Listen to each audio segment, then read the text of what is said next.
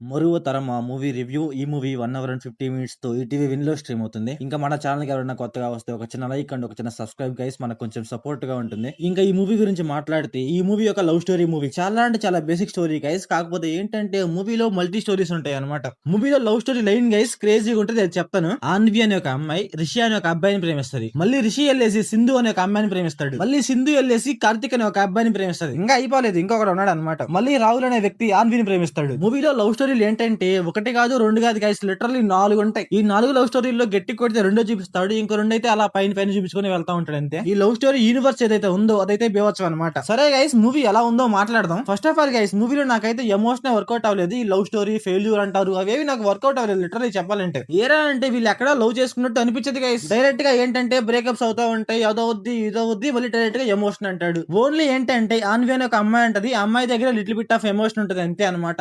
ఇంకా ఈ మూవీలో సాంగ్స్ మామ లిటరలీ మామ చాలా అంటే చాలా ఎక్కువ ఉన్నాయి. గంటకి 4 వేస్తున్నాడు సాంగ్స్. లిటరలీ చెప్పాలంటే ఫస్ట్ హాఫ్ లో ఈ సాంగ్స్ ఎక్కువ అనమాట. ఏదో మూవీలో స్టోరీ ఎలా వెళ్తుందా అంటే సడన్ గా సాంగ్ వస్తుంది అనమాట. సాంగ్స్ కూడా మూవీలో ఎక్కువైపోయాయి గైస్. కాకపోతే ఏంటంటే బీజిఎం కొంచెం బాగుంటది అంతే. అక్కడక్కడ లవ్ బీజిఎం, అది కూడా కొంచెం రొమాంటిక్ గా కొంచెం బాగుంటది. ఇంకా ఈ మూవీ ప్లాట్ లైన్ ఏంటంటే, మూవీ స్టార్టింగ్ లోనే రాహుల్ అనే వ్యక్తి ఆన్వి అనే ఒక అమ్మాయిని ప్రేమించాను, నేను పెళ్లి చేసుకుంటాను అనేసి అమ్మాయి దగ్గరికి వస్తాడు. అప్పుడు ఏం జరిగింది అసలు ఆన్వి ఫ్లాష్ బ్యాక్ ఏంటనేసి మనం మూవీలో చూస్తాం. ఇంకా ఈ మూవీ ఫ్యామిలీ వాచబుల్ అంటే నో గైస్, అక్కడక్కడ కొన్ని సీన్స్ అయితే ఖచ్చితంగా డిస్టర్బ్ చేస్తాయి. మూవీలో సింధు అండ్ రిషి మధ్య ఒక లవ్ స్టోరీ ఉంటుంది గైస్. అసలు ఆ లవ్ స్టోరీ ఎంత వర్స్ట్ గా అంటే అంత వర్స్ట్ గా ఉంటుంది మామ. అక్కడ ఏదో చెడ్డగా అవుతుందని కాదు, అసలు ఆ లవ్ స్టోరీ నాకు నరేష్ నచ్చలేదు. కాకపోతే ఏంటంటే సింధు అనే అమ్మాయి అయితే చూడటానికి కొంచెం బాగుంటుంది, ఆ హీరోయిన్, సెకండ్ హీరోయిన్ అమ్మాయి. ఇంకా మూవీలో ఏంటంటే మన హీరో వల్ల మదర్ ఎమోషన్ ఉంటుంది గైస్. అసలు అది మూవీలో వాడుకోలేదు మామ, ఏందో అలా పెట్టి అలా వదిలేసారు అంతే అన్నమాట. ఆ సీన్ వీళ్ళు పర్ఫెక్ట్ గా వాడుకుంటే అదొక మంచి సీన్ అనమాట, చాలా బాగుంటది వాడుకోవడానికి. కాకపోతే వీళ్ళు వాడుకోలేదు, అది వేరే విషయం అనుకోండి. ఇంకా ఈ movie love story guys literally ఒక 10 years ఉంటుంది అనమాట టైం పీరియడ్. నాకైతే అనిపించింది గైస్ చాలా టైం స్పేస్ పెట్టారు అనేసి.